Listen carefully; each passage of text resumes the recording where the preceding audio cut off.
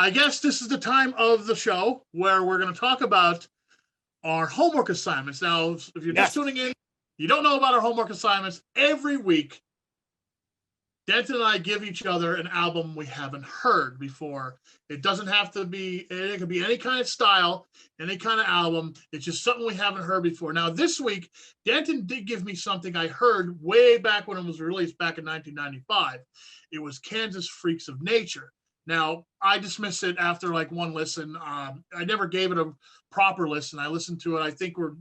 I was driving somewhere with my buddy who was a big Kansas fan at the time, and I didn't like it. So I was like, this is stupid. It's done. I will never go back to it. Well, this week, my homework was to go back to it. And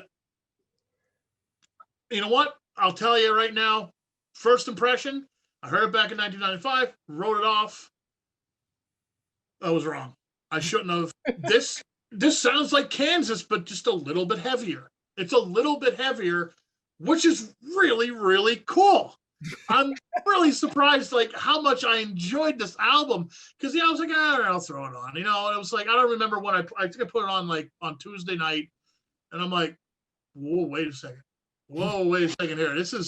I don't remember this, So, like, the album opener. Well, we'll start there. The album opener, I Can Fly. Mm-hmm. Musically, this is going to tie into what I was talking about before. Musically, it reminds me of folk metal. Because it reminds me of a lot of what these folk metal and Celtic rock bands are doing now.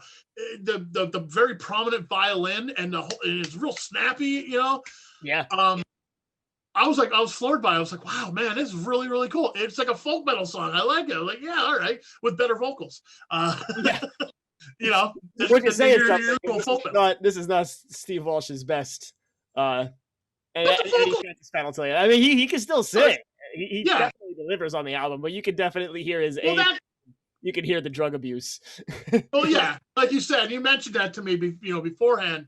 It's not his best vocal performance. And I'll tell you what, the first song, the vocals are a mixed bag. It seemed like he's singing a little too high and squeaky. A little out of his reach, yeah. Yeah. He could have hit in the 70s, but couldn't hit in the 90s. Right. And it just didn't sound as good. But other than the vocal kind of turning me off a little bit, I really liked that song a lot. That was like, that was great. But the second track I liked even more. Desperate Times. Mm-hmm. Love the vocal on it. Love everything about it. I like that one. That was really good. That was awesome. A couple other standout tracks. Black Phantom 4. Yeah, that one's my favorite. Very cool. Like, it starts off a mid-tempo, real neat groove. Then about 3 minutes in, bam. And it just, like, there's a transition and there's a violin solo in it. I'm like, this is great. It was awesome. I was like, the title track is real hard driving. It has a nice throwback sound to it. What really impressed me was like the drumming in that album. On the whole album, the drumming is great, but like on that song, I love the groove to the title track, man. And in that middle section, they're just doing like real weird stuff. And I like that there's a lot of like Kansas type progginess in this album, but there's not like these huge epically long songs. Yeah, like they're putting everything that they usually put in an album, but they're like condensing it into like 5-minute songs. So even if you're not interested in the one song, it's only 5 minutes long or whatever. If the songs are kind of shorter. I really like that. One of the strongest songs on the album, though, Cold Gray Morning. Yes. Classic prog rock tune, man. And I even had to make a note to mention this. At around 2:45 comes this really tasty guitar solo. It's so good. I can just listen to it over and over again in a loop. It was so good. Yeah, that song is great. I like the album overall because it has like a heavier sound to it than like the older Kansas albums because it was 1995. Maybe this heavier kind of guitar front like a guitar forward sound was maybe what they wanted to do or were asked to do or whatever. I don't know, but it still has a Kansas sound to it, but a little bit heavier. And I regret overlooking it back in 1995. Yeah, it's too late. Now you can listen to it as much as you want. It is really, really, really, really good. I'm actually surprised how good it was because good. I was not thinking it was gonna. I thought it was gonna be a drag to get through. And the more I listened to it, the more I was gonna call you up. I'm like, this is great. I was like, no, I'm gonna wait.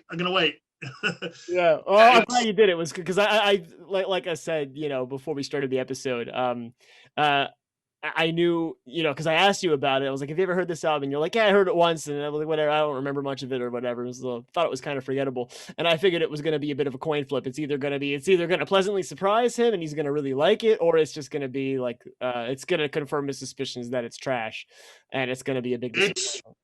It is not trash at all, man. Hey, I could say when I'm wrong. I was wrong. I was totally wrong about it. You know. Yeah. Well, that's good. Honestly, I don't know. You know, my musical tastes back in '95 were probably completely different. Yeah, or at least a little different. You know, like I was like, you know, back then I could think of me back then, and I was like rebelling against like anything that wasn't like real heavy metal. You know, like I was done with the grunge stuff. I was done with the alternative rock stuff. I had enough of that garbage. You know, I turned more towards the bands that were still playing great metal at the time, and there wasn't many back in '95. So it was like I was seeking kind of had a downgrade there. Yeah, and that, you know, that's also something we could talk about on a later episode. You know, doing a little research and seeing what was around in the mid '90s that was still good. I can't think of much. You know, all my favorite bands were not doing anything special back then, and you know, like I said, I probably just wasn't the right time for me to hear Freaks of Nature, but now it is. And that's one that's going to be on the list. It's going to be on the playlist for me. I'm going to go back to it. Just like I go back to the Spock's Beard album. And I can't remember the name of it. Nocturnes and... Oh, yeah, Brief Nocturnes and Endless. Brief Nocturnes, something like that. I don't remember it either. Yeah. It's too long of a name for me to remember. I couldn't even fit it on our YouTube title line, I don't think. But yes, thumbs up. I recommend this. Anyone who's a Kansas fan or anyone that likes prog rock or even prog metal, because it's not heavy like Dream Theater Awake is heavy, but it's heavy enough. It's heavy enough, and so I recommend that to anyone who wants to hear a really, really good, solid prog rock album.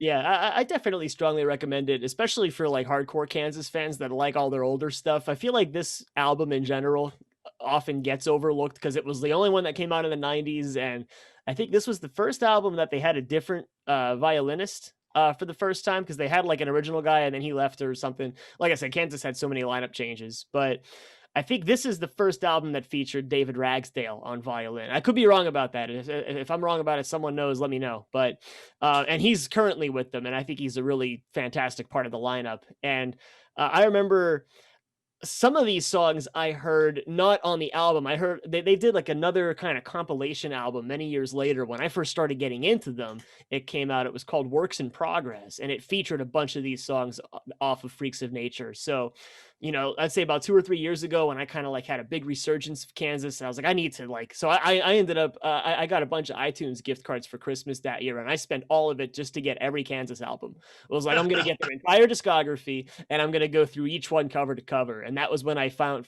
Freaks of Nature. I was like, oh, they did one in the 90s, really? And oh, that song that I really liked was on there, Black Fathom 4. Oh, I Can Fly is on there. There's 1 or 2 other ones that were on there, I think, that I just didn't remember at the time. But yeah, I remember like, this is kind of heavy and it kind of mixes things up a bit. It's like really cool. I think this album actually doesn't have Kerry Livgren, who's like the big guy that writes a lot of their really famous stuff. He's not with the band currently, but he was like he's the guy that wrote Carry On Wayward Son. Right. He's the guy that wrote Dust in the Wind. Like, he's the guy that like did all their really famous stuff. And I think, you know, I may be wrong because I did look some of this stuff up. I think the only thing he wrote was Black Fathom 4. Oh, okay. So he wrote something. I wrote that. I think he wrote that one. I know there's one track on there that he did write. I'm not sure exactly what it is. I believe it's that track, because I looked it up the other night, just, you know, to read up on the background on the album, you know, after I listened to it for the first time. And it did mention, I'm gonna look it up right now. I did mention he did write something. Let's see here. Okay. Yeah, so I stand corrected. I didn't think he was involved in this one at all. No, I'm wrong. He wrote Cold Gray Morning. Oh, okay. Yeah. Kerry Livgren has 1 writing credit on the album. He wrote Cold Gray Morning. So I'm wrong about Black Fathom 4. Does he play on the album? I don't think so. Yeah, I was gonna say I thought I don't think so. they have Rich Williams, who's like their other consistent guitar player that they've had throughout their run, and they still have him Steve today. Welsh, Dave Ragsdale, Rich Williams, Greg Robert, Bill Greer, which is weird because Bill Greer was the guy who used to live in Paradiso and I grew up with him. Oh, really? Not to say Bill Greer, but I was gonna say because yeah, Billy Greer has been their bassist and one of their singers in the '80s. Yeah, and Phil Earhart. Yeah, Earhart. Yeah, I think it's Ehart. I actually don't know. Yeah, only. I think Ehart and Williams are the only original members that are still part of it, and they've been all the way through. You know, like Steve Harris and Dave Murray. It's kind of that sort of thing. Like all these other lineup changes and this and that, different singers and different whatever, different fiddle player. So their current lineup is fantastic, and their newest album that just came out is great too. But yeah, for Freaks of Nature is a favorite of mine. I really like it for what it is, and as much as I like to make fun of Steve Walsh's voice and the later albums that he's featured on, there's something about it that actually gives it a little bit more grit than they had in the 70s when he had this like super clean sounding voice. So like it's one of those things where like the voice is growing on me the more I listen to the later albums, the more I'm like, I actually kind of like that. So it's something I always recommend highly for any Kansas fan. Yeah, check out Freaks of Nature. Don't sleep on that one. It's pretty good. Well, to close out Freaks of Nature, I'll say one more thing, which you really can tell where music was back in 1995 by this album not charting at all. It's the only Kansas album it's the only official Kansas studio album that did not appear on any Billboard chart. And the two singles that they released from it, I'm not sure which songs they were, but the two singles also did not chart. It was probably one of them was Cold Gray Morning, because they perform that live now and it's really popular in the Kansas fan base. And hearing them play it live is incredible, especially with their new singer. Does it so much justice. It's great. But you could really see where more music was back in 1995, that this album never even charted. Like everything else at least charted for them. This one didn't even chart. So that shows you like, the old Kansas fans were too busy to buy a record back in 1995. And there weren't new Kansas fans coming out because those new Kansas fans, were just being born at that time. Apparently. Yeah, I was only 4. So 4. Right. So you weren't like running out, Mom, get me Freaks of Nature when you were 4. Yeah, no, I didn't even get into Kansas until I was in high school.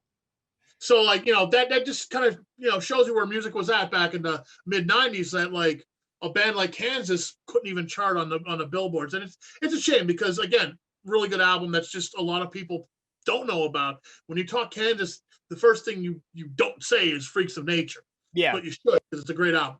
Yeah, it's near the top of my list. I really like it. I put it right up there with all their 70s stuff. I think it's that good.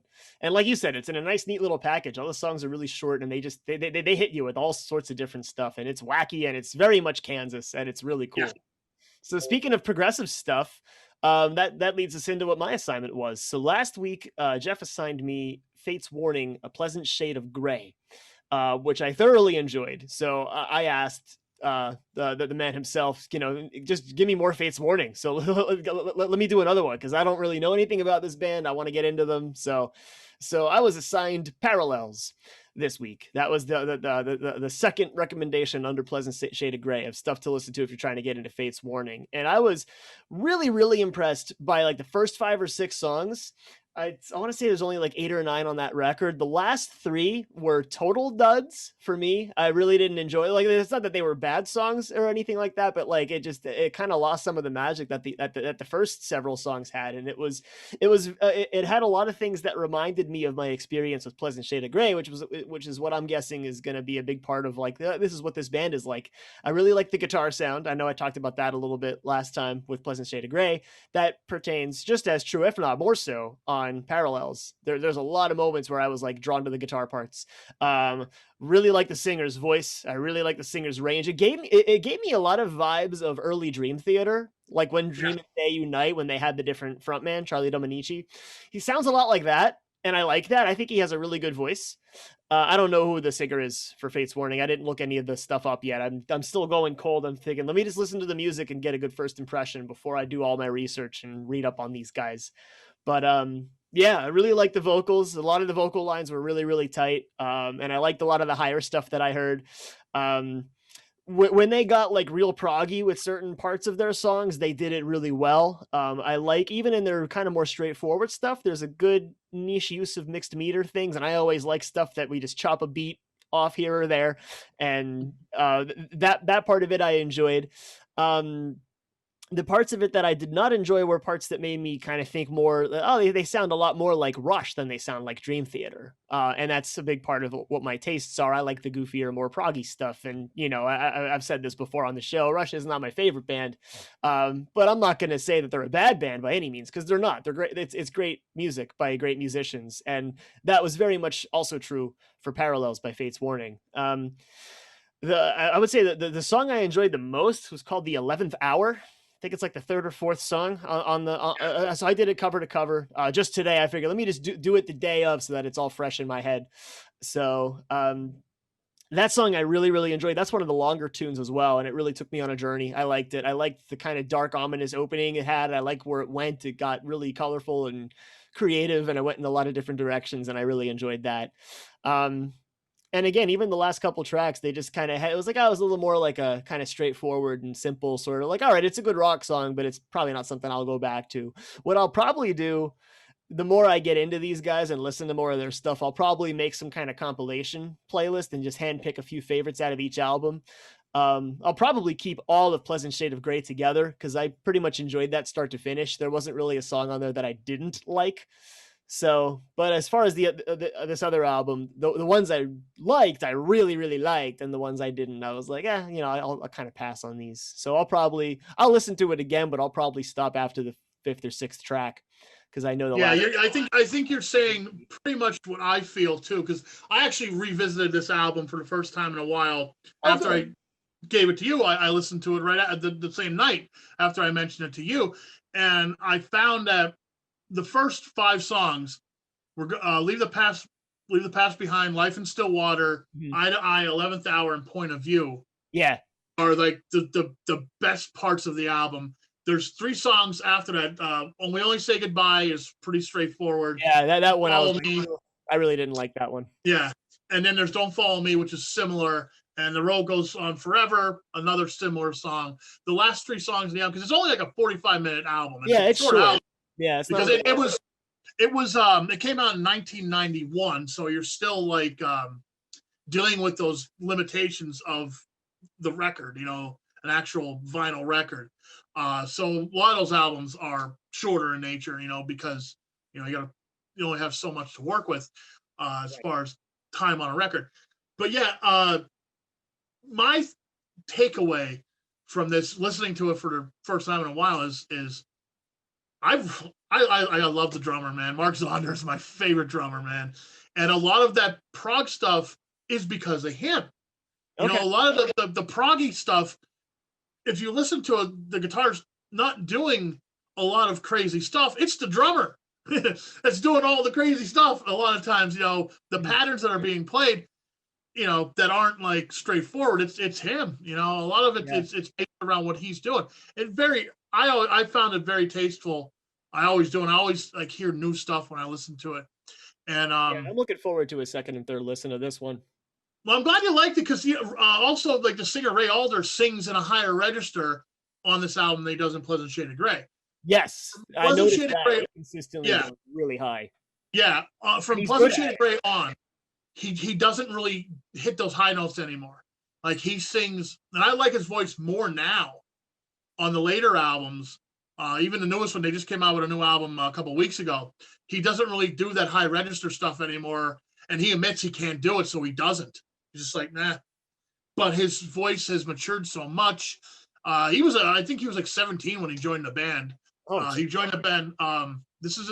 Parallels is his 3rd album with Fates Warning, and it's the first one that I really think like they get their sound together. But it changes then. They're a band that keeps on changing. Like nothing, their new stuff doesn't really sound like Parallels. It sounds more like a Pleasant Shade of Grey. But that's just, we could talk about them forever. I could really go off about it because they're one of my favorite prog bands. Did you find that they sounded like Queensryche to you? Did it remind you of Operation Mindcrime at all? Yes, it did. It absolutely did. And I liked that about it too because I enjoyed Operation Mindcrime a lot. Right. And I think mostly in general, the style of the guitar playing, the way the guitar riffs are structured, the way the solos are played, a lot of it gave me some Queensryche vibes. Yeah. And like I said, that was something I liked about Operation Mindcrime, and it's something that I liked a lot about Parallels. So yeah, it definitely checks out for me. Like I said, I'm looking forward, and now I know for next time I'm just going to stop after Point of View, because I know the last 3 songs really didn't catch me at all. I literally spaced out during that last song, like the Road That Never Ends or whatever. And The road goes on forever. I was driving when I was listening to it, so I had it like on my car speakers, and it was really nice. And I just kind of I zoned out for like 2 minutes. I was in cruise control, and I looked at the little song timer, because the little bar shows you how many minutes or whatever. I was like, I just totally missed the last like 2 minutes of this song. Like, what happened? I wasn't even listening. It just did not hold my interest. And I know a big part of that's my own ADHD, but no, you're right though. The song or the album doesn't really end on a strong note. No, it doesn't. It really went downhill quick with that We Only Say Goodbye. I really didn't catch that one at all. Yeah. I almost skipped Don't Follow Me. I was like, it's okay. But I was like, no. Out of the last 3, that was the best. Yeah, I was like, I should listen to the whole thing and give it a fair shot, especially that was the one thing it had going for it, is the songs that weren't that great. Well, at least they weren't that long. I think the longest song is the 11th Hour, and that's only like 8 minutes, which is it's funny, man. Rock standards. That's like any song on some of Kansas's 70s albums. So like most of them are 7 or 8 minutes at least. So yeah, I would advise you go back, listen to it again. You'll find new stuff. That's what I'm talking about. Start listening again, like any good prog album. You'll start digging through the layers, and you'll find, more and more good stuff, in it. In defense of the last 3 songs, you're right. They're not I like them, but they're nowhere near as good as the first 5. Mm-hmm. They're okay. Like I said, it's not because they're bad. I just didn't like it.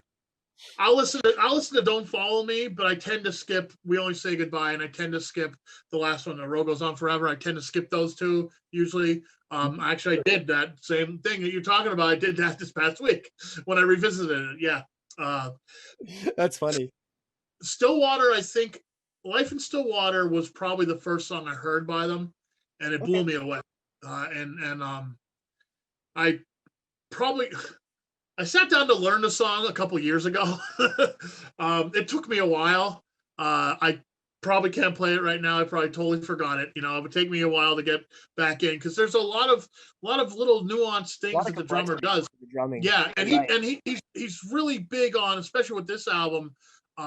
There's a lot of electronic percussion that he triggers in this album, and he does it live too. And it's as far as putting electronic percussion in a live setting with the acoustic drums, he's one of the best at it too. Like, he still incorporates these drums, and it's not overbearing, but there's little sound effects here and there that add to it. Like Stillwater has it has a electronic tom hit, every other measure in the intro riff, so it's like, you got to get that, Mm-hmm. You got to get it, and it just adds to the song, and it adds to the feel of it. It has a different feel than A Pleasant Shade of Grey. It's a little bit happier. A little bit. I like the dark, sad stuff though. That's kind of what I gravitate toward. So that's Fate's Warning, man. That's it. They're not very happy people. Well, good. I'm looking forward to hearing more. So yeah, well, good. I'm glad you liked it, and yeah. Check out the rest of the stuff from that era, and it's gonna sound the same. Perfect Symmetry sounds very similar. That was the album before Parallels. The album after Parallels, Inside Out, that sounds a lot like Parallels, and that's a toss up. Which one's better? If you talk to Fate's Warning fans, it's like Parallels or Inside Out, because they're very similar. I think Inside Out came out like maybe a year or 2 after Parallels. Okay. It was a really quick turnaround. And it has one of their best songs, Monument. Check out Monument. It's fantastic sound that really encapsulates what Fate's Warning is. And in one song, it's Monument. It's fantastic. Yeah, I might have to go there next. We'll see. There we go. I'm glad you liked your homework. I'm glad you liked yours. Yeah, I really did, man. That's awesome. It's a good week of listening to music. And that's pretty much everything I listened to this week was your homework and my homework. That's about it.